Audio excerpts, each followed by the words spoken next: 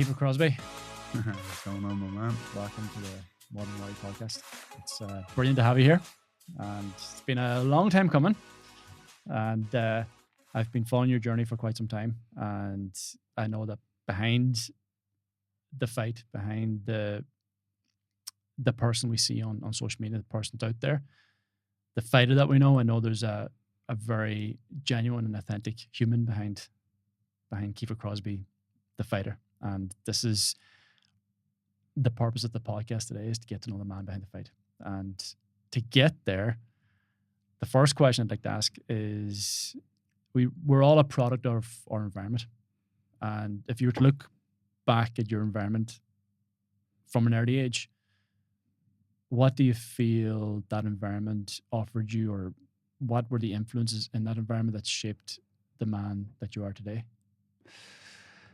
They're all negative, really. Yeah, if I'm honest. I'm from the inner city in town. I come from kind of a ran down enough area, to be honest. I grew up around a lot of people that were kind of struggling, even still to this day. Where I'm from, people are still struggling to get by, and it's very, very easy to slide down that slope and get involved in the wrong things, which I have my whole life.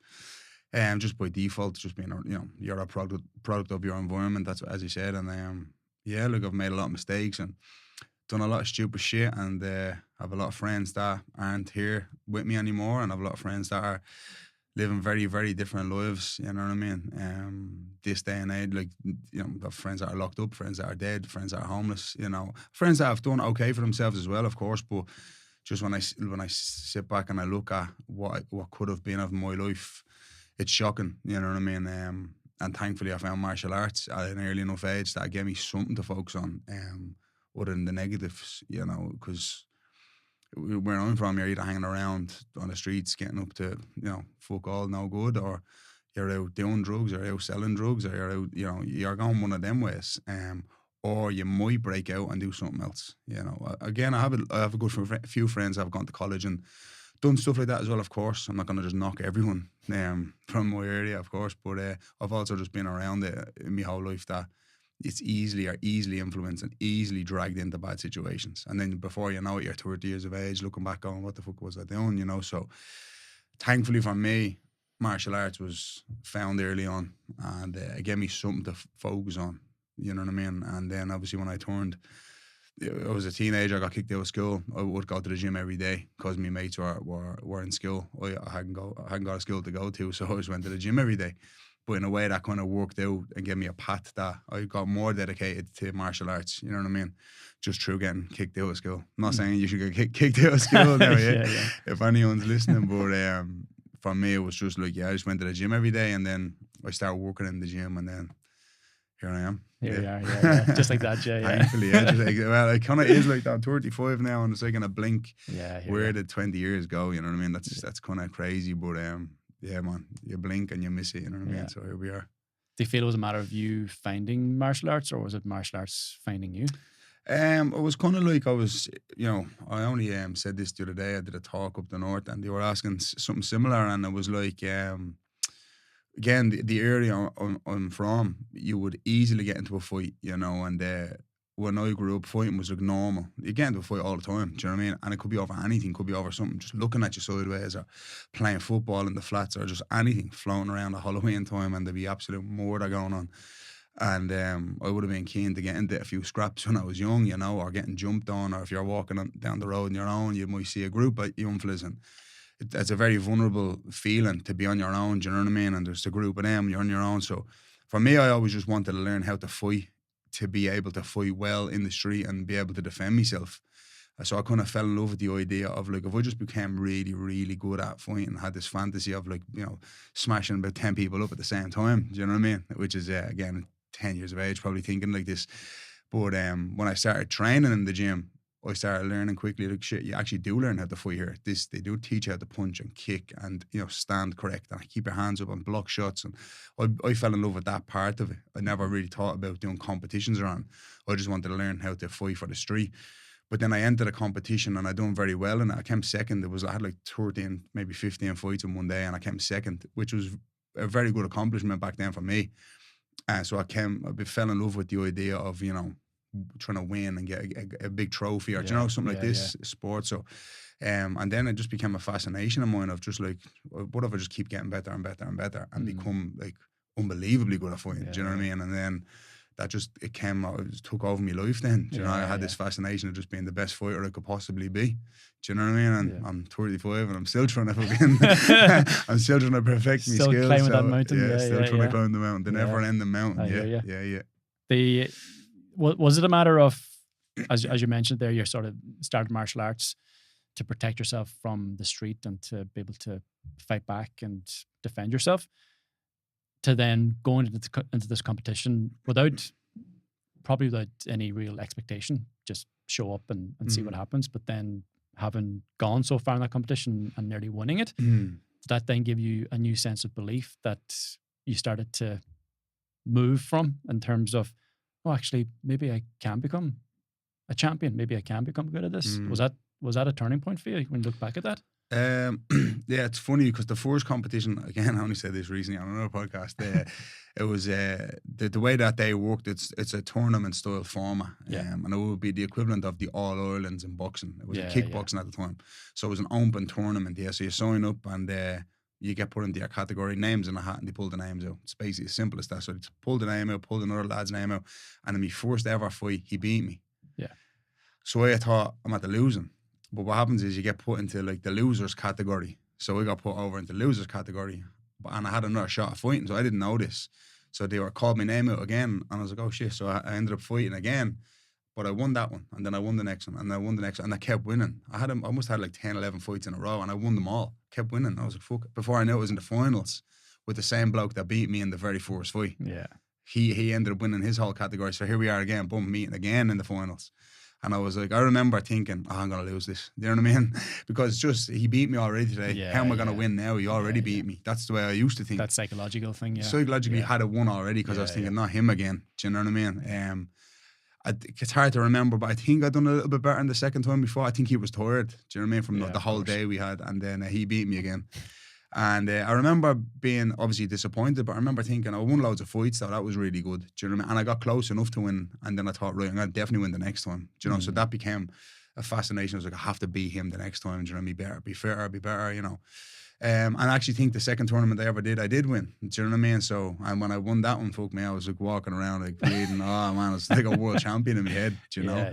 The ego was rubbed, and I thought I was the best fighter of all time. You know, and I was only like 12 at the time. I was very young, but even around where I was from, I didn't even tell my mates I did martial arts because they just slag it. You know, martial arts wasn't cool when I was a kid, but in my head, I was a champion. I'm at the winning. I'm at the, you know, I'm this big fucking. Yeah, because you're going back to. What is that? Early 2000s and late 90s? This would have been 2002, yeah. So there was no such thing as MMA back then? No, not MMA, but even martial arts wasn't cool. Do you know what I mean? What I was doing, you'd wear the shiny suit, you know, the shiny buttons and the shiny suit. It was kind of like nerdy to do martial arts. Like boxing was cool, football was cool. Yeah, of course. You know, hanging around the streets was cool. Like, but martial arts was not cool, do you know what I mean? At all. So I didn't say that to anyone for years. Yeah. People started figuring out I did martial arts. They'd still be like, you do martial arts? You know what I mean?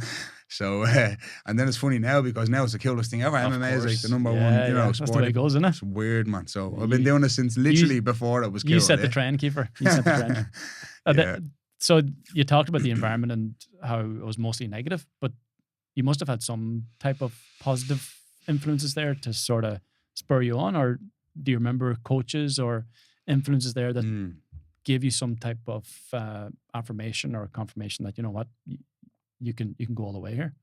Or was it more just funny enough in that gym? Not really. Like the lad that used to train me was a bully. Like, do you know what I mean? And I was very young. He was a lot older, but again, when you're young, you'd idolise your coach, you know what I mean? Just by default, he's the man, you're in black belt and he's this and that, and you just give him all the credit and stuff. But looking back now, he was a very manipulative bully of a man. He wasn't a good person.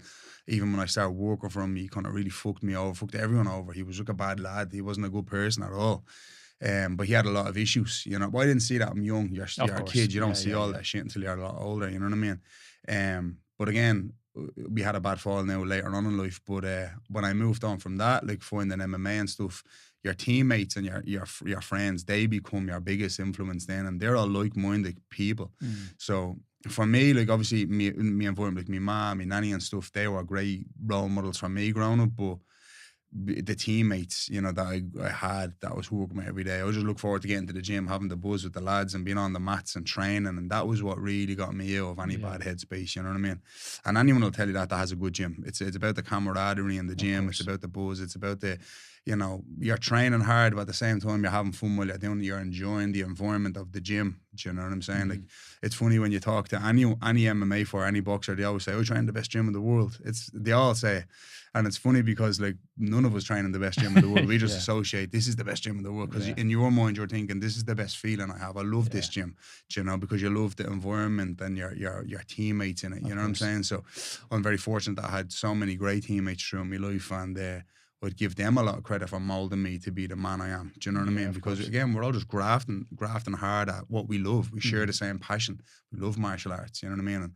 And all my closest mates are stone cold killers. They're all like high level world class fighters. You know what I mean? So I get to train with them every day and have fun with them. So it's that definitely molded me to be the man I am. You know what I mean? Yeah, for sure.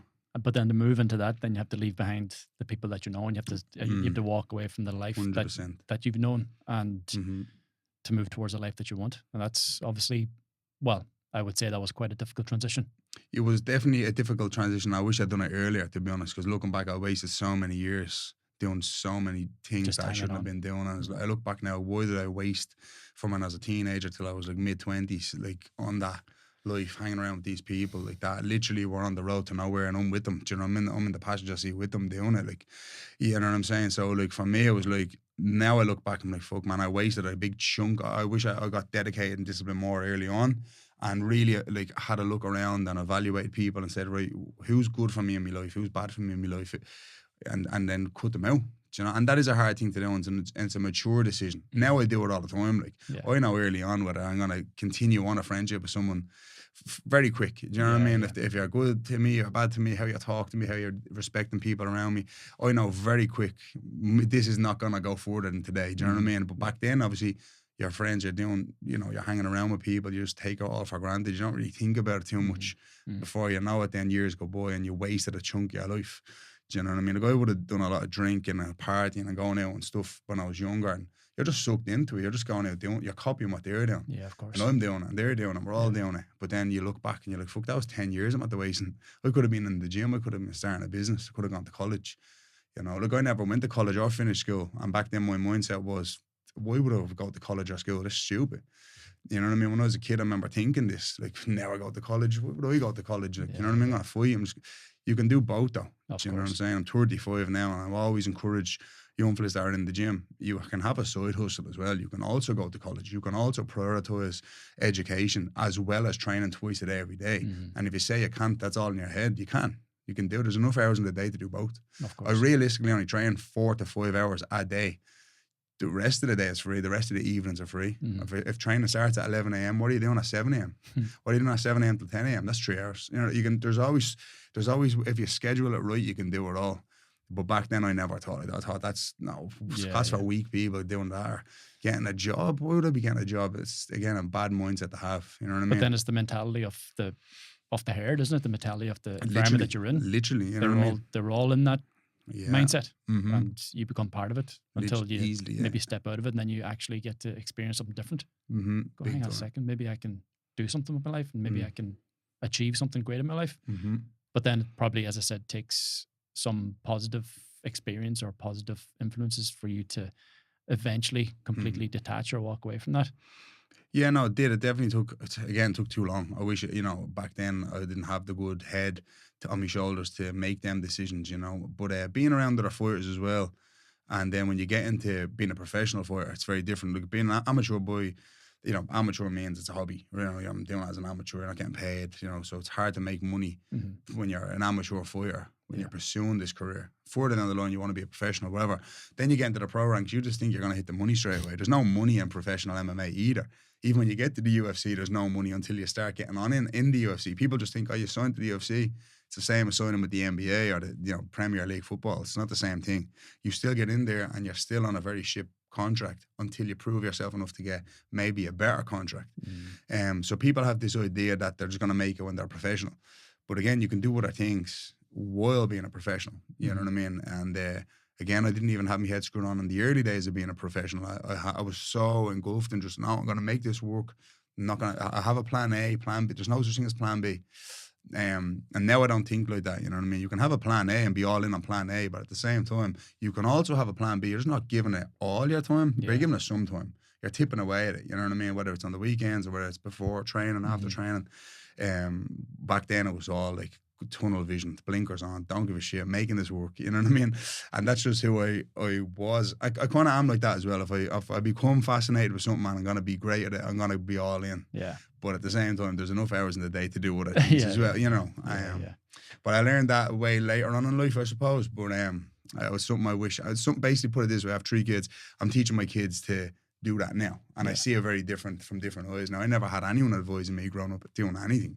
No one's ever sent me down man to man and get me map out and do this and you should do that and talk to me like that. And I've never had like a role model as such like that to help me, which is now my kids do. And I fucked up and made all the mistakes. That's the only positive I can take from making all the mistakes is that, like, okay, thankfully they don't have to make them all now. Yeah.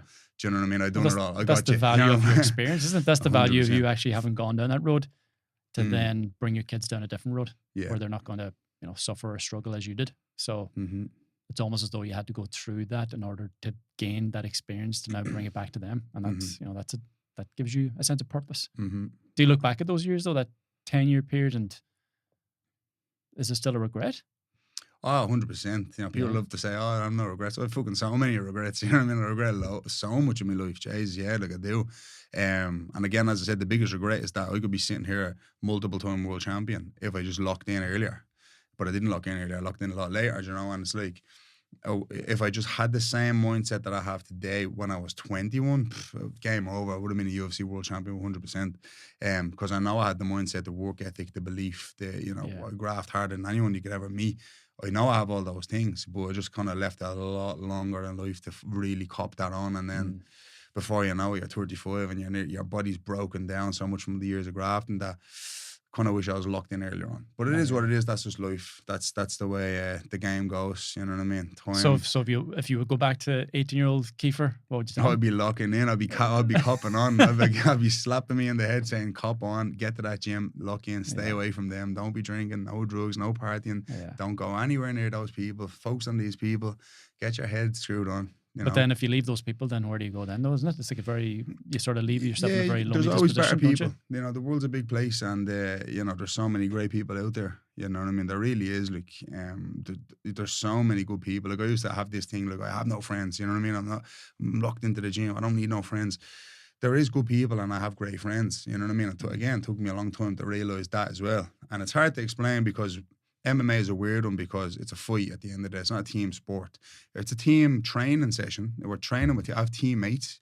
But on fight night, you're making that walking around. I can't pass the ball to someone in there. This is me and you. This is it now. And I'm in there doing this. And I've been on both sides. I've won fights and I've lost fights. I've won fights in devastating fashion. I've lost fights in devastating fashion. When you're going back to that locker room and you're going back to your hotel room, you're on your own there with your own thoughts. And it's like, shit, man, I should have done more. I should have put the work in more. I should have, but there's so many things you should have, would have, could have done that, if you just get caught onto that now, it gives you a way more of a bigger advantage in the future. Yeah, of course. Do you know what I mean? So that's kind of how I look at it now. And again, even having people around you is a big impact. Who you're hanging around with, how you're talking to people, how they're talking to you. Do you know what I'm saying? Are they pulling you down or are they bringing you up? Are they, do they want you to be successful, or are they kind of secretly, psychologically damaging your mental health here a little bit? That's hampering your training. Like, these things are big, we take it for granted. Even what you're looking at on your phone, it's like it's going in there. It's harming you in some way. Whether it's micro anxiety, you're looking at this shit and you're stressed about it, and all these things are real in real time. But you're maybe so conditioned to it, you're used to. Your friends joking with you and putting you down all the time. Or are they serious? Or you just have the balls to say it? Because I've been around world champions and I've been around people that don't want you to do well. And I'm telling you, the conversations are different. The energy is different. Your feeling is different. Even when you're training with people that are better than you and bringing you up, you train better. I've been in them environments where they bring the best out of you. you know? So I would recommend staying around these people more than these people. Yeah. If they're going to pull you back down and these are going to pull you up, always go to this side. You know what I'm saying? And if you can find that tribe or that group of people, then always go to that side. Because they are out there. You just have to find them and you have to associate yourself with them. Do you know what I mean? And I've never met a world champion that would put me down. I've never met a highly successful multimillionaire that's going to tell you, mate, this is not going to work out. They're always going to say, we'll work out 100%. Everyone told me it wasn't going to work out. Come this way. It's the people down here that have nothing going on. They want to say, mate, that's not going to work out. I don't know about that now. I don't think you'd get to the UFC. I don't think then now it's affecting you. Do you know? Yeah, if that's the case, you got to leave them be and move on. You know what I mean? That's kind of the way it is with me. You know, it's a bit mad way of thinking. But no, I get it, man. You've got to be ruthless and you've got to be selfish. Absolutely. Then where was the point then when you made that switch or made that transition? Was there a moment, or was it over just a matter of time of you moving away and them fading into the distance? Or I definitely started taking MMA a little bit more serious when I was like 25. I was fighting amateur. I was kind of winning some and losing some. Again, I wasn't disciplined. I wasn't dedicated enough. I was going out drinking all the time. I was drinking the night before fights. I was going out partying on sessions, and I wake up the next morning and have an MMA fight. Not the smartest thing to do, if I'm honest, and learned the hard way. And I remember I just got to a point where I was just getting sick of this. You know, and I was like, what am I doing here? Am I all in or am I all out? Because the thing at MMA is you're either all in or you're all out. If you're kind of half in, trust me, just leave. Just don't bother, because you're going to get hurt, you're going to get injured, and, you know, it's dangerous. You know what I mean? You're losing brain cells in there. This is not a football match. This is not tennis. This is like, mate, you are going to get hurt. You know, if this guy is locked in and he's out to kill you, but you're kind of half-arsed down it, you're going to find out the hard way under them bright lights real quick, you know, that, you know, you're either supposed to be here or you're not. And you were finding that out though, weren't you? I was finding, because you were only 100%. Halfway in, yeah. 100%. I remember one stage I went out the night before one of my amateur fights, and I was fighting this lad, man, and he was, I don't want to say he was on steroids, but I'm going to guess he was on steroids, yeah, because he was a big boy and he was really strong and he was aggressive as fuck. And kickboxing or MMA? This is MMA, yeah. This is MMA. And this lad was a unit of a lad. And oh man, I hadn't even really slept much. I was in bits going into this fight. It was warming up. My heart rate was through the roof. And I was like, right, have to finish him in the first round. Have to finish him as quick as I can. Get in there, just take him down, choke him, because his grappling wasn't great, but I knew he was a really good boxer. And I was like, right, take him down, take his back, choke him really quick. So the cardio was not going to come into it. That was my plan. And I did. Took him down, took his back. And it was all going perfect. I was right. I had the choke locked on, and there was like maybe 40 seconds left. And I mean, when I say I put everything into that choke, I squeezed for my life. And he was gargling, and I was like, he's gonna tap, and the bell went, and as the bell went, my whole body just gave up right there and then, to the point where I could barely stand up. And I walked back to the corner, and I was like sitting on the bench, and I mean, when I say my body stopped working, my hands stopped working, I couldn't lift my arms up. And I think it was James Gallagher, and I was just like, man, bollocks, I'm fucked. And I was like saying all these things, and he's like, no, it's all in your head. And I was like, no, like, I'm fucking done here, you know. And then I went into the second round, and I was trying to, like, all right, come on, we got to fight. I got finished in the second round really badly. And I remember just being on the road. It was actually in Letterkenny, so I had to drive all the way back down to Dublin that night, and I was sitting there just going, man, right, never do that again. You know, it was a long drive. But after that, I was like, yep, I got a cop on. This is not, I'm either in or I'm out. And I went all in, I think, from there on in. Had a couple of decent amateur fights after that, and then just turned pro. And when I turned pro, I really locked in. I was like, right, I'm going to make a run for this UFC 100%, because I know I have the skills. I just didn't have the work ethic. Okay. You know, I knew I could fight. I knew I was willing to fight. I knew I wasn't afraid of a fight. So that's half the battle. The other half now is becoming a better athlete and just being dedicated to the gym. You know what I mean? Which I was kind of half dedicated to the gym. Yeah. And then I was out doing stupid shit. So I was like, right, cut all that out and just be fully dedicated now. And then, then I went pro, and then I went on a right run. You know, I got to I think I won 10 or 11 professional fights in a row. I had one DQ in the middle, but I never count that as a loss. So that was because I knocked the guy out. It was just by his knee was on the ground. But I think I went on an 11-fight win streak. So I got really locked in then, and but in my head, my whole mindset was I'm gonna get to the UFC 100%, because I knew what it took to get to the UFC. I've trained with UFC for so much, I've seen it, I knew it could happen. Do you know what I mean? And then it was just a matter of putting the work in, showing up every day. You know what I mean? So yeah, I was around that point. I think I got fully locked in. You know what I mean? When did the UFC come into consideration for you? Was it after a few victories of being a pro, or was it turning pro? The UFC was in my mind since I was about 15 years of age that I'm going to fight in the UFC someday. Going back to the kickboxing days, I remember watching the UFC on Bravo back in the day, and again, not a lot of people knew what the UFC was. Like, they were like, "Oh, is this shit?" Like, you know, I was like, "Oh, it's the UFC, Chuck Liddell, you know, Tito Ortiz, these type of people, Randy Couture." You know, I was telling people, and people were like, "This isn't even real. This is like wrestling." I was like, "No, I'm telling you, this is like fighting. You know, no holds barred." And I was like, "I could do that. I could fight in that. I'd love to do that with them little gloves and stuff." You know, and people, you'd be looking at me like, "Are you actually off your head?" And I was like, "Nah, man, I'd be great in there. Like, the gloves are little. There's no shin pads." And so it was in my mind since back then that I would love to compete in it, you know. And I done a seminar with a guy called Ian Freeman. I don't know if you've ever heard of Ian Freeman. The name, He's the first ever Englishman to win in the UFC. Be Frank Mir. Back in the day, I forget what year it was, but Ian the Machine Freeman's from Newcastle, and I done a seminar in Dublin with him. And he asked me, my goal was to fight MMA eventually. And he says, "Do you want to fight Michelle in March?" And I says, "Yeah," like ignorant, didn't think anything of it. And he says, "All right, cool, done." So I was like, cool. So again, didn't think anything of it. And then fast forward a couple months later, he's like, "Yeah, you're still on for March." And I was like, "Yeah, like MMA." He's like, "Yeah." I was like, "All right." And it literally just happened real quick like this. So I just took the fight, won the fight, and that was it then. I was hooked, man. I was like, once I started training for that and I won, I was like, that is it. This is all What I age were you wanna there? do. 20. Oh, yeah. So that was... Or 19, I think it was, yeah. That was a turning point. Oh, man, that was it. I was done. Because I was doing a lot of kickboxing at the time. I fought in the World Championships and I lost.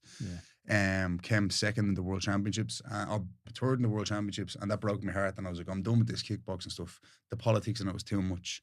You'd in a winner fight, you'd dominate a fight, but you'd lose. You know, it was this type of shit. You know what I mean? So I just fell in love with MMA because you could finish people a lot easier. You could get an armbar, a choke, or whatever. You know, so I fell in love with that idea. So yeah, man, that was it. Then that was it. I was hooked. And then what was it like then?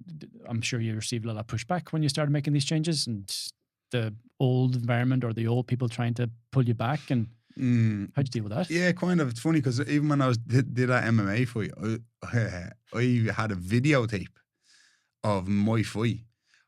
This is going back to like the I sound like an outlet saying all this, but pre-Instagram or you're younger than me, man, so you're all right. Yeah. But I remember having a video and people are coming over to my house to watch the video. My friends would come over to my house and like we'd sit down and watch my fight, and then we'd go out to a nightclub that night and we'd be all telling everyone about he fought in a cage, like he's a cage fighter, like, you know what I mean? And it's cringy to even say that, but that's how far back I'm doing this, you know what I mean? But again, that was what I wanted to do. Even though it was chaotic and I was mad, and you know, it is a cage fight at the end of the day, no matter what way we look at it, and it is a crazy thing to do. But for me, it's like, you know, no combat sport compares to it, because, you know, mixed martial arts at the highest level dominates all. You know, there's no other combat athlete on the planet that could hang with the highest level MMA fighter in the world. Don't care how good you are. That's a fact. Yeah. It's impossible. You know, if two people are getting locked into the room, the guy that is highly skilled in MMA is always going to win that fight. No matter how good you are, any other martial art or boxing or whatever, the MMA fighter will always win because he has all boxes ticked. And it, you know, unless you've done it at the highest level, you'll never understand it. Like, it's just a different thing. You know, as good as you think you are, there's always someone that could fling you around, and I've been there, I've trained at the best of them, and it's a scary feeling. It's just what's out there, you know what I mean? Yeah, I hear you. Thomas Carty would disagree though, would he? No, I won't out him on this podcast. No, all good. So he gets a pass this time. Yeah, all good. He's doing great himself. And so then, is there something that switches when you're in that environment? When you're heading towards that cage or heading into that fight? And is it the same type of switch that you feel would have turned on whenever you've been on a street fight before, as a kid or as a teenager? Is it still that same energy, that same switch that turns on when you're stepping into a cage? Little bit, like a little bit. Like obviously back in the day, I would have been a lot more, say, aggressive going into fights. Yeah. Even though it appears like I'm very aggressive, I call it hyper focused. You know, Okay. people always say, you're mad, you're aggressive. It's like not that necessarily I'm that aggressive, it's that I'm just super focused, which is back in the day, I would have been more hyper with my emotions. Which is emotions can kind of hamper your performance a bit in a fight because they burn a lot of energy and they make you tired, and you're probably thinking about the wrong things rather than focusing on the technique. Technique and skills win fights, and your engine backs it up, which is like your emotions don't really come into it that much. In fact, like most people that get super emotional tend to lose fights because they make bad decisions, you know, and that's historically, if you look at Muhammad Ali back in the day, he used to get people so emotional that they would go in with a terrible game plan and he would just talk shit to them the whole time and jab the head off them.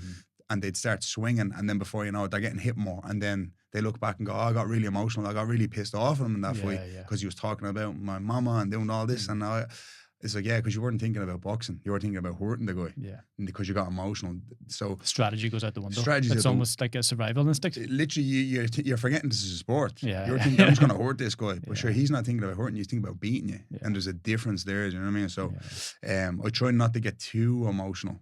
You know, or if any at all emotional, I'm actually completely emotionless normally going into a fight. But it's a hard thing to control because it's an emotional thing. You know, it's a fight for your life in there, and this next fight could change your whole family's life, and you have all these things going on, and everything, every feeling and emotion you have, it's hyper. Like it's up to the max on fight night. You know. So how do you deal with that? Is there you just got to control conversation with yourself? Or? Yeah. Always. You know what I mean? And the preparation. You know what I mean? It's. On fight night, it's too late. If you haven't trained, if you haven't prepared, you're wasting your time here. You can talk to yourself all you want, but you're lying because you didn't put the work in. You're gonna find out really quick when you're walking into that cage. Oh shit! I should have really put the work in. Like that night, and I lost going into that fight. That's an example of he put the work in. I acted the bollocks. I paid the price for it. And that's how fighting works here. You know what I'm saying? And at the highest level in the UFC, you got two world-class athletes now, both putting the work in, both super focused. That's why the fights are so exciting. Because these guys are like, oh shit, this is the highest level you can ever reach. And this is what it looks like. You know what I'm saying? Which is on the lower levels, you kind of see, it's like the journeyman thing in boxing. You know, you see the boxer coming up and he's fighting a journey. You can see the difference straight away. As soon as the round starts, you're like, he's going to win. You know it. It's right. MMA at the highest level, no one knows. Nobody knows. You could think, he's definitely going to win. You never know though, because anything can happen in there. Very fine margins. Oh man, especially at the highest level. Do you know what I'm saying? Especially with them little gloves, one clip and it could be very different. You know, one mistake. You know, you turn your back for 1 second. That's it. You know, and the guy capitalizes on it. So that's why MMA at the highest level to me is the hardest sport in the world because it's literally a fight for your life in there. You know, and the referee's there to make sure you're going to get out alive. You know, he's going to pull someone off you and stop the fight if it goes too far. Of course. Because how many times have you seen a fight that if the referee wasn't there, Jesus Christ, you're not going to be alive anymore. You're gone. You know what I mean? So, but man, MMA. You have to push it to that extreme to win the fight, though, isn't it? Oh, you have to push it to almost literally death. Yeah, man. Yeah. I've been there. You know, I've been there on both sides, and again, it takes a very special type of person to be a high level MMA fighter, and that's what I will say. You know, I've trained with a lot of world class fighters, and they are different type of people. You know, I've trained with a lot of athletes and boxers and stuff, but high level MMA fighters, different people. You know, honestly, in terms of even competitiveness, fuck me, like they want to eat a meal faster than you do. They want to beat you at everything. It's like Jesus, man. Yeah, okay, it's heavy going. You know what I mean? Including myself. Look, I'm a heavy competitor as well, but of course, sometimes you kind of go, relax a little bit. Maybe just enjoy this meal a little bit more now. Yeah, basically, Today's podcast has been sponsored by Full Circle Roasters. Today I am testing out their new blend from Colombia. Absolutely delicious. Full Circle are always delivering the goods. And to check out this blend and their wide range of selection in coffees, click the link below and thank me later. But then you get to the top. You get to UFC. Yeah. What was that like? Yeah, it was surreal. Like obviously, it's been a long time coming. You had a bit of a raw deal, didn't you? Because you had a very quick preparation for the first fight. Well, I had no preparation, basically. Preparation. I was going through a bit of a bad stint at that point, and then we were back and forth for months, me and my manager, and I was like, am I getting here or what's going on? No one knew what was going on. And he was like, look, I don't know. There's a new thing called the Contender Series. which is basically like a Tuesday night fight night. You get 2 5-minute rounds and you prove yourself in front of Dana White or whatever. And I was like, can I get onto this then? Not that I wanted to do it, but because you don't get paid for it, apparently. You just go in, you fight. I think you get like $5,000 or something. It's maybe a step forward to the main event of the UFC itself. Yeah, probably. Yeah. Well, I'll get to that in a second. Yeah. There's no money in this game, but I was like, am I doing this or what? And he's like, I don't know. They have the roster filled, so maybe not. So I kind of lost heart. I was like, fuck's sake, I don't know what to do here, whether I'm going to box or I'm going to do MMA or... Was this the time you were going through an injury, or you were just not fighting at the time, or you're just... So right before my debut, I was going through a bit of an injury after the boxing fight, to the point where I'm going to stop wrestling and grappling for a few weeks because I wanted to let my body heal. Yeah. And then I get a phone call and then it's like, here, welcome to the UFC. You're up in 2 weeks. And I'm like, oh, what? And then I was like, wasn't expecting this at all. Oh, it's in Australia. Oh, it's at welterweight. And I was just like, fuck, man. I'm like 93 kilos at the minute. Welterweight's 77 kilos. So it's like a big stint. And I'm like, all right, let's do it then, you know. But I'm not going to say no, of course. It's an opportunity of a lifetime. But again, it was like, right, zero preparation. Cutting that weight in 2 weeks? The weight cut was a big factor here, yeah, because that was the main thing. I was like, can I make the weight? Yeah, but is it going to be easy? No, it's going to require all this next 2 weeks is just about the weight cut now. So you're not really preparing for a fight as such. Okay. You're really kind of just getting the weight down. Like I was hitting pads and we were grappling, we were messing around, we were doing all as much as we could, but everything was geared around dropping the calories drastically, up in the cardio, saunas every day. It was a lot of like, right, you know, and the time flip. So I was in Dublin. Now you're fighting in Australia. It's complete opposite time zones. So I had to fly over like quickly and get adjusted to the heat, get adjusted to the fucking time zone. It was a lot, you know. That's stress on the body and that holds on the water. And yeah. There's a lot more involved in that process than you think, you know what I mean, for getting the weight down. The weight cut was rough, man. It was a rough cut. Probably one of the hardest cuts in my life. Now, made it was fine, but Jesus, it was a hard cut, man. Yeah. It was a hard one, you know. And then you finally have your shot in the UFC. Yeah. And obviously you don't want to turn that down, but No. to not turn it down, you have to go through this incredible extreme process to get to that point where you're probably depleted of energy and it's going to affect your performance. Or do you look at that? Or you don't look at that? No. Well, I've done a million weight cuts, right? I've done a lot of weight cuts, and I've got down to lightweight before, 70 kilos, right? So I've cut heavy amounts of weight, but there is a difference between being prepared for a weight cut and not being prepared for a weight cut. So you kind of prime your body, get lean, build your muscle mass. Water comes out of muscle a lot easier than fat. You know what I mean? The leaner you are, the easier it is to drop the weight. So for me, I wasn't lean at the time, so that was going to be a factor. I was like, you can't fake being lean. You know, you're either lean or you're not lean. You've either increased your muscle mass over the past few months, or you haven't. Yeah, in 2 weeks you can't do that. You know what I mean? So it was like, right, reduce the calories drastically, ramp up the long like walks and jogs and stuff to burn the calories, and like, you know, heat acclimation training every day. Get the water out and just rinse and repeat that every day.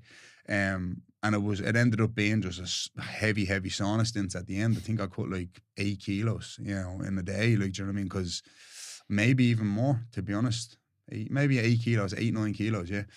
Which, again, I've done 9 kilos the night before, but I'm lean and I'm very muscular and the water's flooding out of me.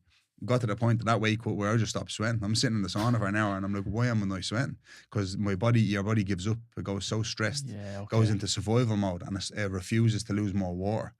So when that happens, you're sitting there, you know. So what was that doing to your mindset? I just knew I had to stay in it, you know, because I was like, right, I'm dying this bleeding sauna if I have to, come on, you know, and then get back on the bike, because you also burn glycogen as well. You're trying to get rid of that as well. You're trying to get rid of everything. Yeah, buddy. I was at the point where I was like, well, I just shaved my head. Will I shave my arms? Will I shave? What can I chop my arm off? Like, you get to that level, you know what I mean? Yeah. So you made the cut and then... Made the cut. That was actually, got there and I was like, right. Once you make the cut, you don't even give a shit about the fight. I was like, I made the weight cut. Thank God. I made weight. Because I've never missed weight in my whole career. That's another thing fighters never get credit for, is that, like, I've never once missed weight ever. No matter if it's short notice, lightweight, I've never ever gone on the scales and I'm overweight and the fight's jeopardized because of my unprofessionalism. I've always made weight, 100%. That was definitely the hardest weight cut, I'd imagine. Yeah. That one and the lightweight one was two really tough ones, but that one, given the circumstances, was very tough. And then I'm fighting a monster, a guy that, like, was Israel Adesanya's main sparring partner for the Strickland fight. Very, very good fighter, Kevin Jose, and he's a big boy. He cut a lot of weight as well. I actually seen him in the sauna, and he was dying. So that kind of lifted my spirits, because I seen him. He was actually in bits, but he was in really good shape. Yeah, Like he was shredded, and I was like, yeah, he's in bits. But he had a whole camp. He was the main sparring partner for the entire camp, and he knew he was fighting that night. I didn't. So his opponent pulled out, and I got slotted in. So that's what happened. So he had a lot of prep. I had no prep. And ironically enough, of the 3 fights I had in the UFC, that was my best fight. I was winning the entire round. If you watch the fight, I watched the fight 100 times. I won every second of that round, bar the end of it when he finished me. And I was like, fuck. So I actually performed pretty good for someone who was, depleted and no notice. So then to go through that enduring process and to finally have experienced your dream of being in the UFC, and then to not get the victory after performing so well. Yeah. Fucking hell, man. Yeah, that must have stung.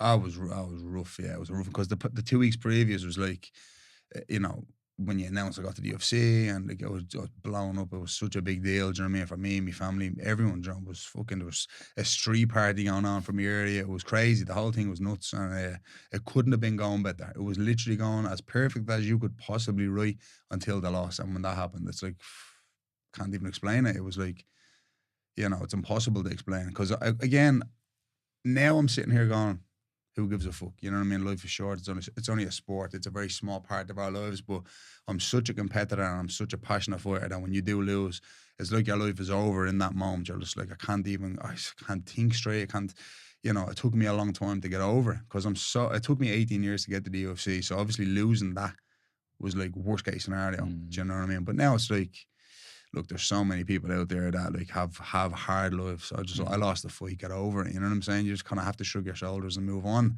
But in that moment, I hit the floor big time. You know what I mean? What was that like? It was just horrible. Yeah, it was shit. Like, it was really, really shit. And it was just a realization of like, the UFC. It's funny, man, because you're out of the cage, you're backstage. They have a quick look at you. They walk you out the emergency exit. You're in a car, and you're in the car, like, no top on, no shoes on, blood still on your face, and you're just like, what the fuck's going on here? Like, it's not like you can get changed, or they take care of you and stuff. You're literally just get to the door, see you later, And before you know, you're back in your hotel room. I'm gum shield in. I'm just sitting there going, how? It seems so surreal. What the fuck just happened here? Hold on a minute. Am I supposed to have a shower in the venue? Like, you know what I mean? You're really treated like just, we see you later, go on, fuck off. Just a number. Over here. Yeah. And that happened like 3 times in a row. And it was like, fucking hell, we really are just a number here. This is like... That's fucking vinegar in the fucking wound, isn't it, man? Heavy. Greater sting. There's no one backstage. And you're say, still hey, trying man. to process the loss. Yeah, You know what I mean? course. That's the thing. You're like, because you're a fighter, you're going through what happened, what did I do? You're going through all this shit, and it's like, okay, this... Were you in Australia on your own? Did you bring your family with you? Or? No, I had me 2 boys, Cian Cowley and Lee Hammond. They're my 2 teammates, and then my other coach, Jimmy Upton. Okay. He's my long-term boxing coach. So you did a bit of sport there. The 3 lads were there with me, thank God, do you know what I mean? And then they travelled all the way over me, and they were there with me, and we went back to the hotel. And the weird thing about that fight was, actually, the weirdest part about it was, that fight was at 8 a.m. in the morning for me, because it was pay-per-view for the Americans and for the Europeans or whatever. Okay. So I actually was walking to the cage at 8 in the morning, and I was in the venue at 5 in the morning, and I didn't sleep the night before because it was fight, the night before a fight and all that. So when I lost that fight, I was back in the taxi at like 8:15 a.m. or something, and I'm back in my hotel room for breakfast. So I'm like, normally after a fight, it'd go out and it's night time. Do you know? I'm waiting. The sun is literally beaming out. It's in the morning time. So I went down to the buffet. I'm sitting there at breakfast time. Everyone's getting ready to go to work. I had just had a UFC fight.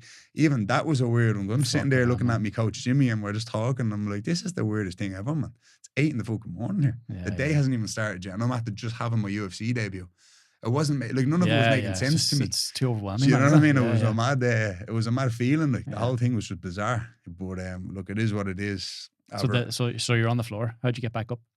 Yeah, it took a long time to get back up from that one, I tell you, because that fucked me up, because that was like my whole dream shattered in an instant. You know what I mean? Did you?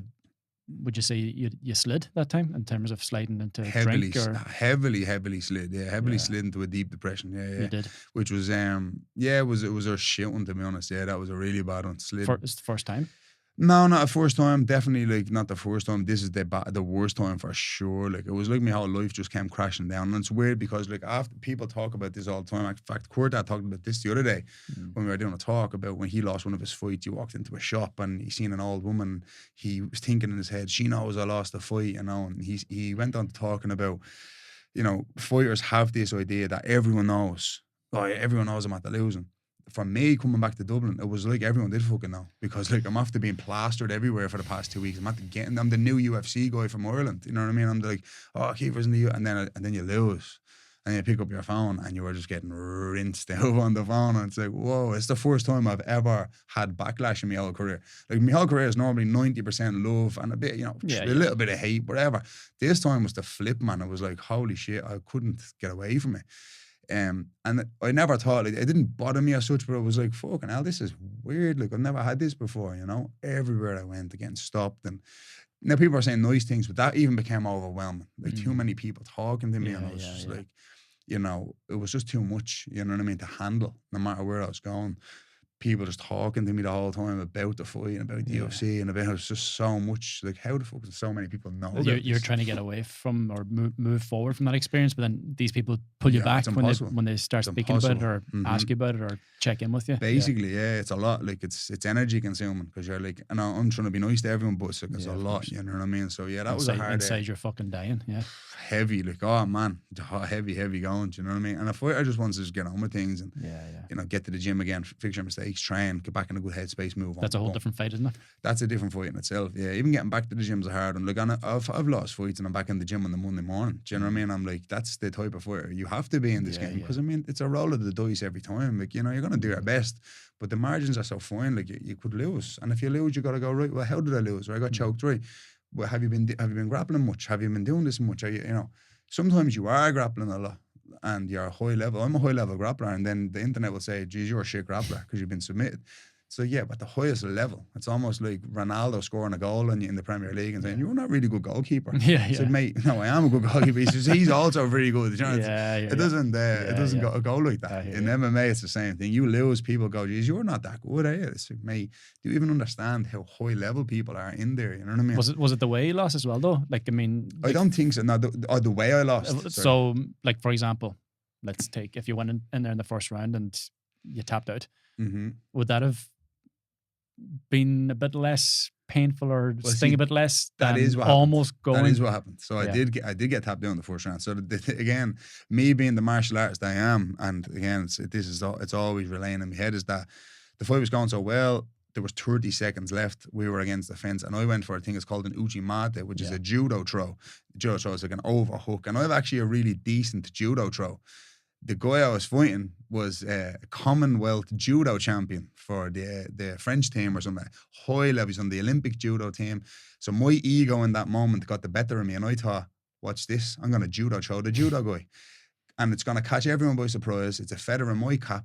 Again, it's my ego talking to me in the moment. Okay. So I went to judo throw him, and of course, him being so skilled and prepared to block a judo throw, blocked it perfect. Countered it, didn't actually take me down, went to take me down. I put my hands on the mat. Rookie mistake, and then he jumped me back and went straight for the choke. And now there's 15 seconds left. It wasn't a lot of time left, and he got a deep choke, and it was really tight, beautiful, and then I tapped. And it was in that moment I thought, what the fuck did I do a judo throw for? Why didn't I just like stay on the fence? I'm really good on the fence. I'm actually better on the fence than I am as a judo throw. But in the moment, I thought, watch this. I'm gonna catch him by surprise here. Do you know what I mean? And I took a chance, and it didn't pay off. And that haunted me more than anything else, because it was like, Kiefer, you're better than that now. That was a rookie mistake. That was an ego move, where I should have just said, right, just 30 seconds, right, get the heart rate down, get him in the second. That would have been a veteran move. Yeah, I get you. And I would never have a fight in the future where I would do that again. But it's too late because you lost that one. You know so you're looking at it going, I didn't give that my best? I just made a crucial error in that moment where I know I'm better than that. Yeah, okay. You know what I'm saying? Yeah. And anyone that's trained with me knows I'm better than that. But again, That it's stings. the UFC. It's Yeah. the, I want to You show wanna make an off a impact. little bit. I want to make an impression now. Oh, he's a judo guy. Well, watch this. I'm going to judo throw the judo guy. That's what people think. You know, it's like, you know, famous, you know, John Jones, one of the best fighter of all time, realistically. He always tries to beat them at their game. Right, you know, he will fight like a Glover Teixeira, who's like one of the scariest boxers in the UFC. Instead of just taking him down, he's going to outbox him. You know, he'll try and I'm going to beat him at his game because I'm that good. You know, it's kind of an ego move, but he tries to prove a point to be like, yeah, you're the boxer, well, I'm going to outbox you. It's, you know, it can get you killed in there now, it can get you hurt. Yeah, it's a big risk. After you win it, people go, fucking hell, you are crazy for doing that. Fair play to you. You know, in that moment, I thought, I'm going to judo throw him. People are going to go, that's more impressive. You know, the commentators will respect the fact that I got a judo throw. Didn't really work out that well. So, but that killed me more than just losing the fight. You know, it's making that little error, you know, and as a fighter and anyone that's a high level fighter will understand what I'm talking about when I say that. We make little detail, like mistakes that it could be something so simple, you know, trying to flashy move or maybe trying to spin and kick. Split second, isn't it? That little decision, you're like, man, you should have just kept it simple. You should have just not done that. You know what I mean? Then, what was the path of recovery like after that? I mean, you're down this slippery slope, but eventually you start heading back up the mountain again. So what did that look like? Yeah, the slippery slope was fucking slippy for a good few months, to be honest. It was all over the place.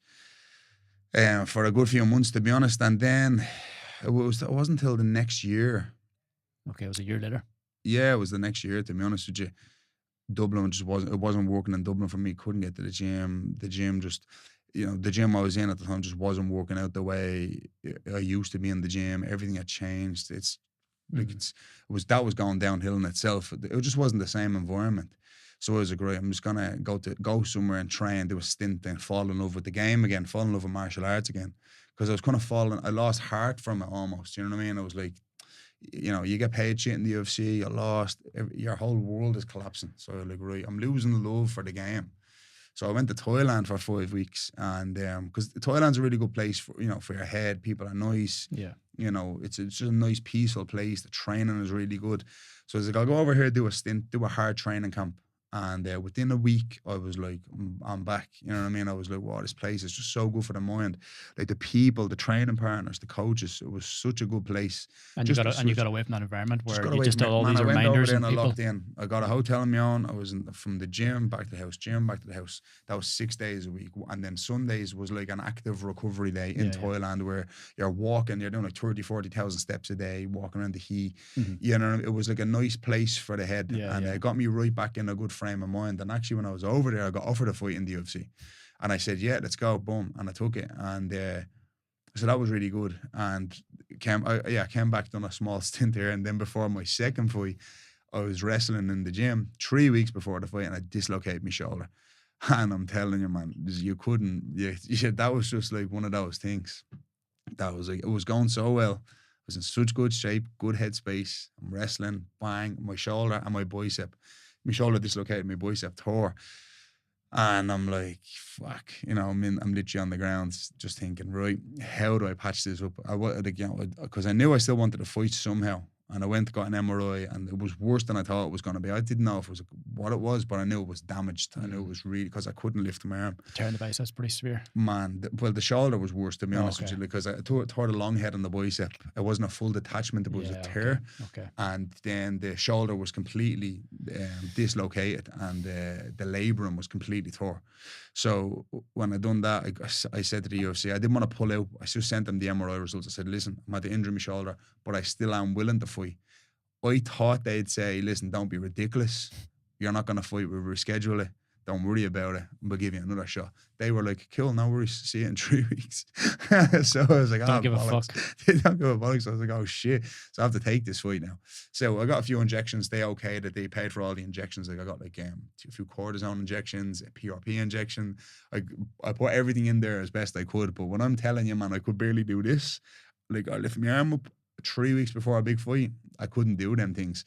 So I went in with one arm basically in that one. So that was a hard one as well, you know. But again, these are things people, they look at you in there and they go, yeah, man, you didn't look good tonight. I'm like, I know, because I had a fucking dislocated shoulder. Yeah, you don't know the story. And I'm trying to like be positive about it, but at the same time, it's like, you can be as positive as you want. If you have one arm, you have one arm. One arm in a fight is no joke, you know. So I've had conversations with a few fighters now before, and you know, I'd ask them about the preparation on fight day and where your head's at. And are you ever going into that ring with doubt or with the potential consequence of losing? So no, we can't afford to go into the ring with that mindset.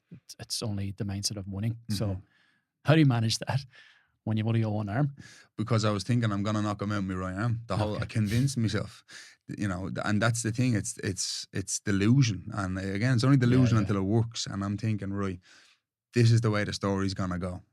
I'm gonna go in there and I'm gonna move, and he's gonna charge me, and I'm gonna overhand right him, and I'm gonna knock him out. And the post-fight speech is gonna be, I went in here with one arm, and everyone's gonna go, oh, you're a legend. And because again, you have to be visual in your mind. That brings your energy up too. You're visualizing it all day, every day. That's all fighting is. It's in your head. You're living in your own head of like, this is the way it's gonna go. And you're when I say you're convincing yourself that that's how it's gonna go, you are so warped into believing in it that this is the way it's going to go. And then when it doesn't go that way, that's what kills us so much. Because he has his own plan. So we really thought it was going to go that way. I genuinely thought, fuck this arm. I don't need this arm. I don't need it. I can beat him with one arm. Yeah, because you're convincing yourself you can do that.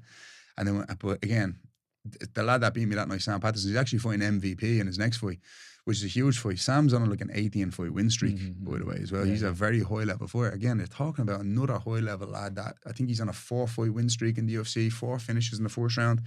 High-level lad, 6'5" as well, by the way.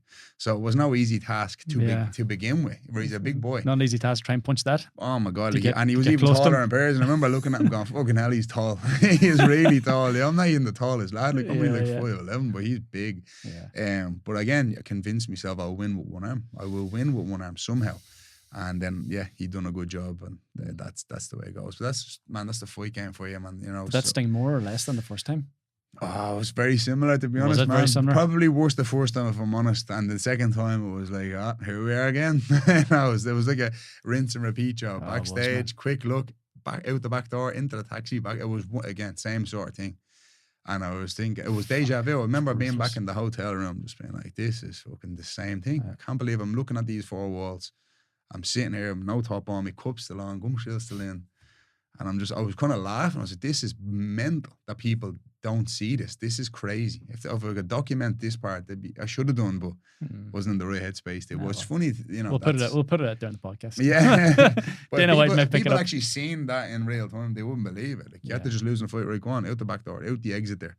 What's it like before the fight? How long do you have in the locker room and all that before the fight? The thing about the UFC is it's a well-oiled machine. Like, I've fought in a lot of other big promotions and stuff, and it is the best of the best. I will give them that. Like, unbelievable clockwork. If they say it's at 9 a.m, it's at 9 a.m. There's no messing around. There's no like, oh, you get there at 9 and then you're waiting an hour. No, there's none of that.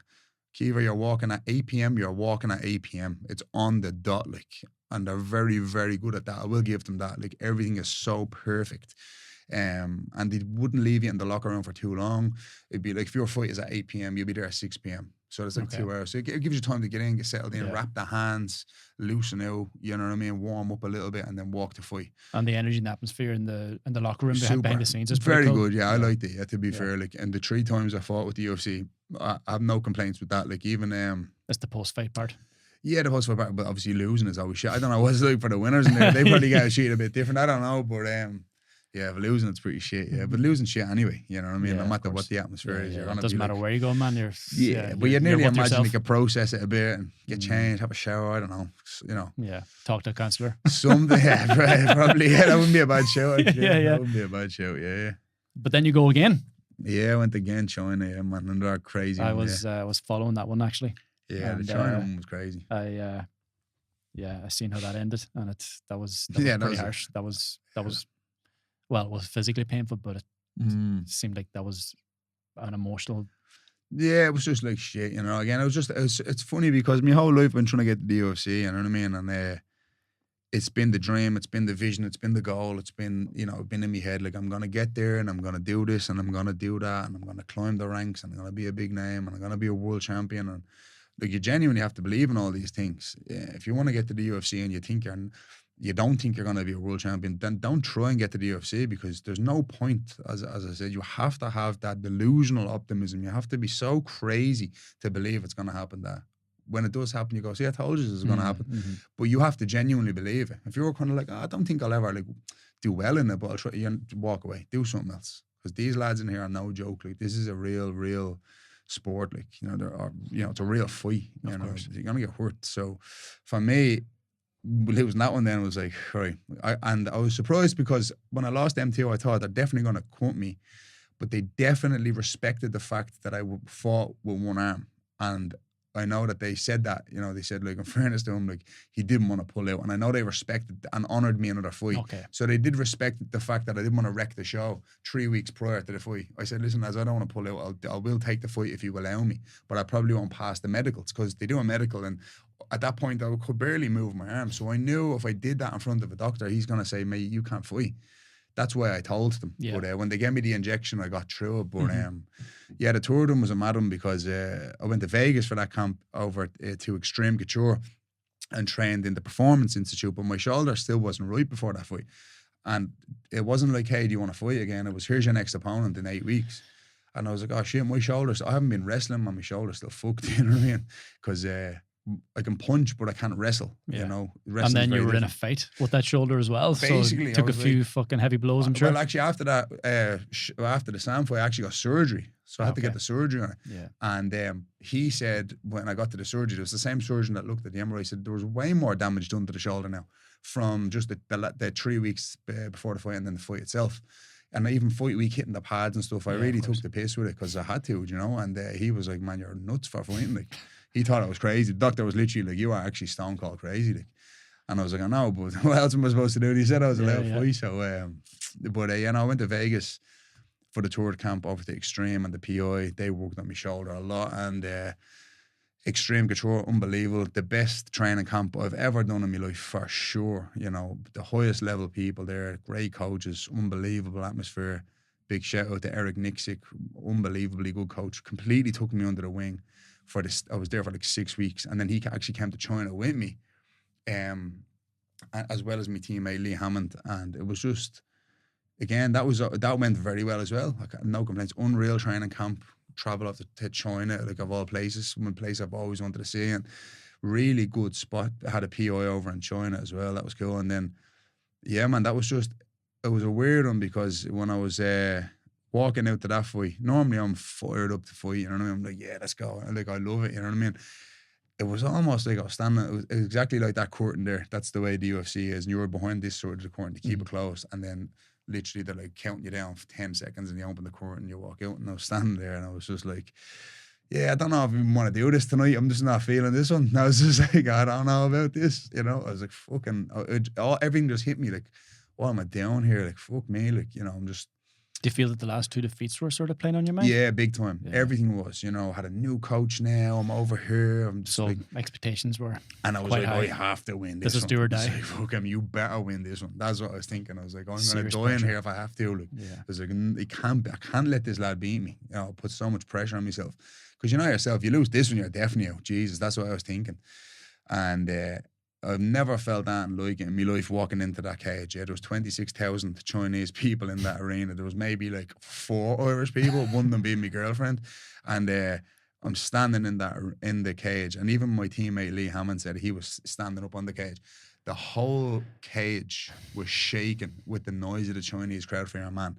He started walking out, they went mental. The whole cage was vibrating. My whole body was vibrating. And I remember thinking, is this fucking place rocking? Like, is this like the cage was like shaking? And I was like, fucking hell, this is like, the whole crowd is against me here. This is mental. I've never felt that before.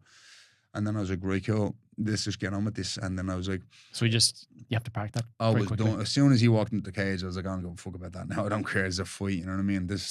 It doesn't bother me that much at all. To be honest, actually kind of relishing it now. I normally I laugh it off. I'm like, this is cool. Do you know what I mean? Yeah. They're all against me, do you know? But it wasn't even that it bothered me. It was like I was very conscious of what was happening. Yeah. And a fight will tell you, normally when you're in there, you're not very conscious of what's happening. You're very just in a zen mode. Like, you're in a state of like a trance mode that you can't even tell you what's going on. And then afterward, you don't even remember what happened. You look back and you're like, fuck, I don't even remember throwing that punch.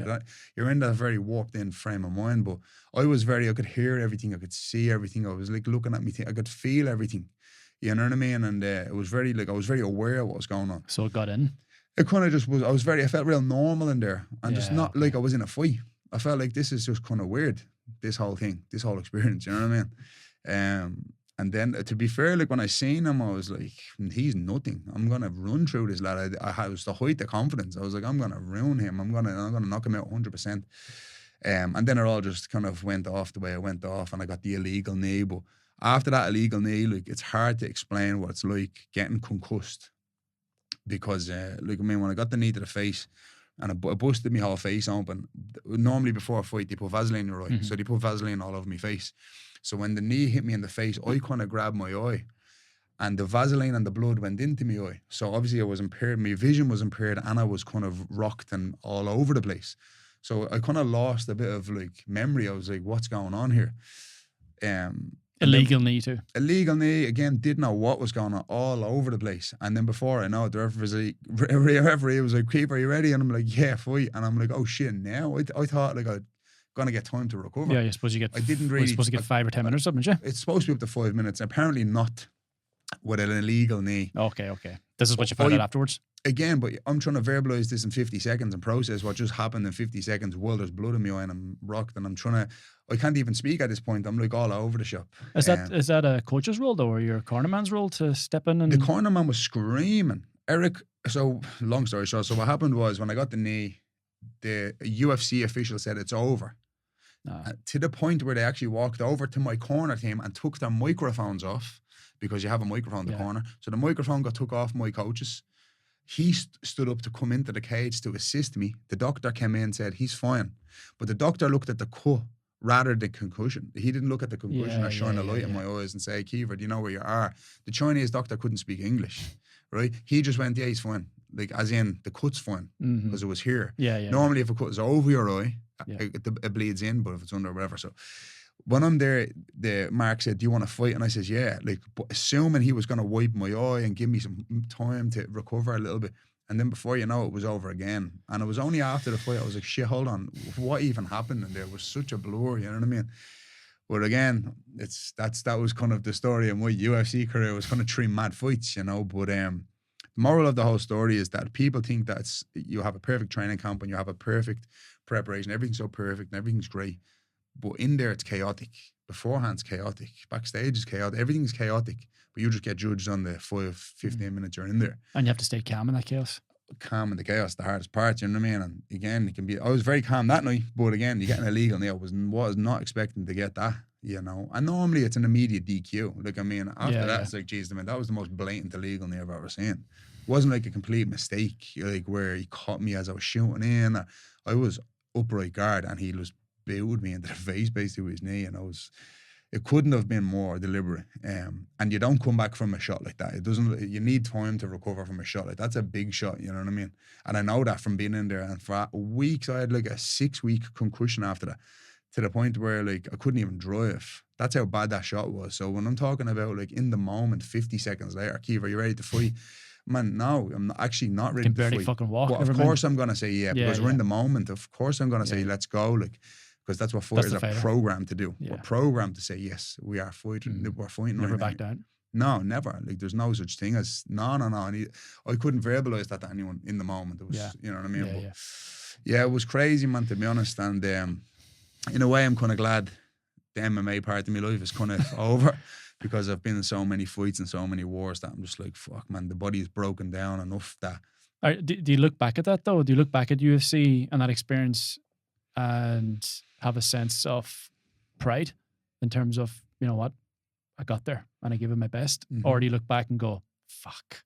Or is it a bit of both? No, I'm definitely proud of myself for getting there, and it's a shame that it didn't go my way, and I'm snapping it didn't go my way, and it's never going to sit right with me. And it's still stinging? It's still stinging. It's going to sting till the day I do it, because I mean, that's who I am. I'm a competitor at the end of the day, you know. But you could channel that anger, pain into your next venture? I know Or I am. is that- I know, yeah. of course, I will. And I mean, at the end of the day, no matter I can bitch and moan and cry about it all day, it's not going to change the past. It is what it is, and I got to move on, right? So but when we talk about it, I'm still going to be like, I fucking wish I just done better. You know, that's Yeah. just, that's the way, that's life, you know? So you do look back at that experience and it's more regret than pride? No, I'm definitely more pride. I More don't pride. regret anything as such. It's just Okay. that I'm kind of wish it went different. And Okay. you know, it's not that I was dealt a bad hand or anything like that. It was just that it didn't go perfect. It didn't go well. Do you know, no fight does go perfect anyways, but I would have liked to get the hand raised at least in the UFC, because part of the dream is getting there, and then the real dream is like being successful in there. You know, there's a big difference, like, you know, getting there is the hard part, but winning is the like close to impossible part. Yeah, of course. But that's the part. It's like, you know, you can go to base camp of Mount Everest all you want. Did you get to the top of it though? And you know, a lot of people get to the base camp and go, "Oh, that was cool," but not everyone has got to the top of it though. Do you know what I mean? There's a big difference. And the people that have got to the top of it, they're the ones you go, "Fuck me, mate, you are like part of that 1% club." Base camp is a thing people can do. It's still very difficult to do, very, very hard to do, and that's cool too. I kind of got to the base camp of the UFC. I got in there and it was shit though. But I didn't get to the top, you know. I was like, well, it is what it is. There was an avalanche. Yeah, it was an avalanche. If you that knee to the face was an avalanche. Yeah. Some fella knocked you off the fucking mountain. Yeah. Basically, yeah. Fuck, man, that's hard though, yeah. Fuck me, man. But know, now, that's life. like you're in the process of the next venture. You're in the process of now, okay, I'm going to channel my fight. I'm going to channel this energy now into the next chapter of my life. What's that look like? Yeah, look, I've been boxing. I've been in the boxing gym now the past few months. Boxing is a very different sport to MMA, although it's fighting. It's different form of fighting. You know, it's just boxing. It's not as taxing on the body. It's not as hard on the body. Like the wrestling and the grappling really is where all the injuries happen, and you know, all the tweaks, and you're really in pain every day. Boxing is a very difficult sport. It's a very hard sport. It's more of like an endurance sport. It's a lot more fitness oriented, you know, which is why boxers run a lot. MMA, I didn't really run that much. I did a lot of strength and conditioning training, and I heard you don't like to run. I hate running, man. Jesus Christ, I run a bat. That's about it. I don't like running. It's a whole new fucking thing for you. I hate running so much. I'm running like 4 times a week now, so I still do it. Do you know what I mean? But I'll be running saying I hate doing this. I'll be literally saying it out loud. I don't know how people do this. I'm doing 5Ks. I've done a couple of 6Ks. I'm not into the long distance thing at all. But you're sort of programming it to the duration of the fight, sort of. In a way, kind of, and a little like just trying to build the lungs and the legs up. You know what I mean? That's the way I look at cardio, is legs and lungs. You know, because I mean, at the end of the day, I sparred last week. That's tiring. That's fitness, right? So I'd rather put my time and effort into that. Yeah. And you know, pad work, bag work, skipping, you know, stuff, because that's all fitness oriented as well. And it's more related to the boxing. Far more related to the boxing. I'm not training for a marathon. I'm training for a fight, right? So I'd rather focus on that. I call it like the A and B side of training. A side of training is boxing. B side is running. You know, I'll never prioritize my runs over my boxing training, or vice versa, like or MMA training. Yeah, like these fighters that do like strength and conditioning 5 times a week, but then they grapple 3 times a week. It's like, mate, maybe you should grapple 5-6 times a week and strength train twice a week. You know, there's a lot of fighters that do that. They'll run 6 days a week. I'm in the gym boxing 3 times a week. It's like, well, you know, you're training for a marathon here. True. You know, you're super fit, but the guy that's boxing twice a day every day is gonna beat you. Yeah. You know what I mean? It's just the way it works. So I'd rather put more effort into the sport rather than just the runs. You know what I mean? So to get away from the running. You know what I mean? Get away from the running. Yeah. I'm going boxing instead. Yeah. You want to grapple, lads? No. Trust me, I've asked one too many times. Yeah, I'd say so. Especially when they get the upper hand, I'm like, this bastard's lucky I can't take him down. Just taking them in the ring. Yeah. Throw a leg kick or something. Trust me, I would be tempted sometimes. And they're punching me around. Yeah. It's a different game, man. Yeah. And what's the fire in the belly now? Then what's the purpose behind this for you? Yeah, look, to be honest with you, I just want to go back to having fun. Fighting, you know, MMA is not fun. You know what I mean? It's fighting in a cage is not fun. Like people, I love the gym, I love training, that's all great and stuff. But do you like the prep? I love prepare. Like training is everything to me. You know, I live in the gym. You know, twice a day, every day in the gym since I'm a young lad, and it's all I know. It's all I've ever done. You know what I mean? And I'm still fascinated with becoming a great fighter and grappling. And if you don't use it, you lose it. You know what I mean? So if you're not grappling all the time and boxing and training, you don't stay in shape. You gotta stay in the gym to stay in shape. If you're not grappling all the time, you're gonna get rusty. So I like to stay on top of my game and still be a good fighter. But for me, it's like we live in a very different time now with this boxing thing. I come from an MMA background, and I have an opportunity maybe to cross over and be the MMA guy in the boxing fights. You know what I mean? And fight these other MMA lads or so-called celebrity heads. You know what I mean? And make a few quid. So I'd like to do that. I'm in talks with a good few organisations, and I already have one potentially booked for June. But I'm not allowed to say too much about that yet, apparently. So can you say where it is? It's in Dublin. It's in Dublin. Okay. Yeah. It hasn't been announced yet. It hasn't been announced yet, but they definitely said I'm on it in Dublin in June, and but I'm just not allowed to speak about it for whatever reason. So June will be happening. But that's June. Now it's February. I'd like to fight before then as well. I'd like something in March or April just to kind of keep me ticking over. Get a win, get back in there, and but it's harder than you think. As I said to you before this, it's not just like, hey, can I get a fight? And they say, yeah, it's to jump through so many hoops, man, to get a fight. Especially me being the MMA lad. A lot of fighters might just want to stay away from that, and even in the boxing world, it's very different. Funny enough, the boxing world doesn't respect the MMA lads coming over to boxing. Because they think we can't box. But when you're in a sport that requires you to do like 50 other things. Our boxing, of course, isn't going to be up to the standard of a boxer who just boxes. You know what I'm saying? Because we have to do 50 other things. Yeah. But when I strip all that away and I'm just boxing now for the foreseeable, I'm, good enough. Maybe I'm not going to be like a world-class elite level boxer or challenge Canelo for a title. Hey, don't put that out there. I won't put it out there. But listen, if they came tomorrow and said you want to fight him, I'd say, yeah, of course. I'm just saying, I'm not going to be at that level. I'm a realist, but at the same time, I can still get in and have some fun and have some exciting fights. I have a few names like the likes of Tommy Fury. I wanted to fight for years. Tony Ferguson, like Anderson Silva. There's a lot of fighters that like I'd love to do a boxing fight with.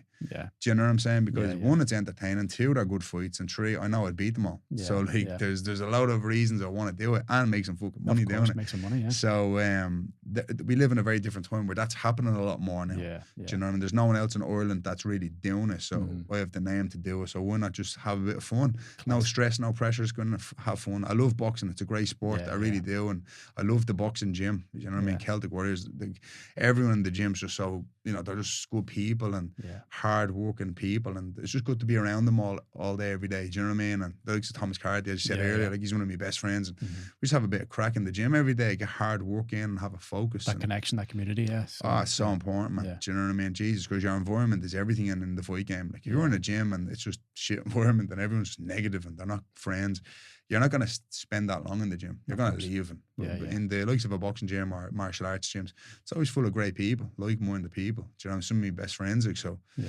long may it last, you know what I mean? What happens then? Have you considered it in terms of the day when you don't fight anymore? What does that look like? Yeah, scary. Yeah, scary. It's scary, yeah. It's very scary, life is a fight, you know what I mean? Every day is a battle, every day is something, you know what I mean?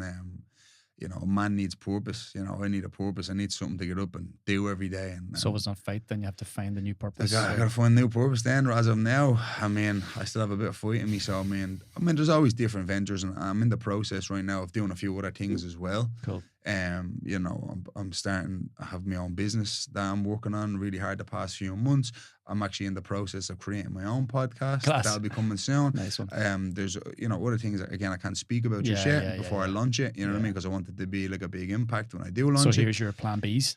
A lot of plan Bs, and it's funny because I've had like a list of plan Bs per se for years, and I just never had time to execute them or put time into them because of training so much. And I think everyone thinks as well, oh, he's going to open a gym. Everyone just thinks I'm going to open a gym all of a sudden. I definitely would consider opening a gym. Right now, Ireland is in a bit of a shambles with money and renting a spot, buying a spot. Places are just gone crazy. It's not feasible. So right now, I've no desire to go down that road and put myself under financial stress by opening a big gym. I would love to. Do you know what I mean? Would you like to become a coach? Yeah, well, I've coached my whole life, you see. I've coached since I'm 15. I've been a full-time coach too. I take on clients and PTs. I have a few loyal people that have been PTs for years with me. But even in the professional game? Maybe, I would. I think it's a very different lifestyle. I have 3 kids, you see, and I don't think I'll be into the whole dedicating all my time to be traveling with fighters and going abroad and putting it all into them just yet.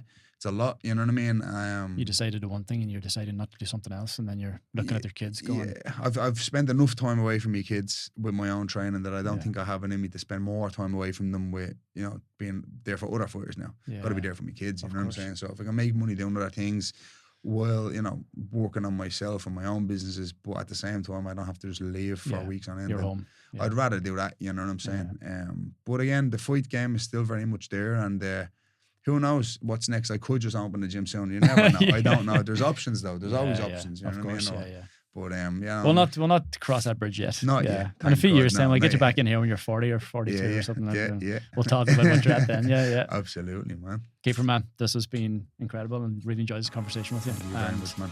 For everyone listening, where can they find you? Follow your journey, follow your next chapter in life, and maybe get in touch or work with you potentially. Where's the best place to get you? I don't know. Instagram. I don't know. Google me. Maybe don't get in touch with me. Leave me alone. There you go. All right. Left alone. Leave me alone, people. Yeah. All good. Yeah. Instagram, Kiefer Crosbie. Thanks very much, Gavin. Thanks for having me on. Best of luck with everything, bro. Thanks, buddy. Thank you, man. Today's episode is also sponsored by Declan Construction and Carpentry for all your second fixing, first fixing, roofing, decking, flooring, dooring, whatever it is you need to do in your house. He's the man for the job. Click the link below, check out his work, and get in touch. Thank you for tuning in to this episode. Hope you enjoyed it. However, if something in it resonated with you, send me a DM at Gavin Meenan on Instagram and let me know what that was. Chat soon.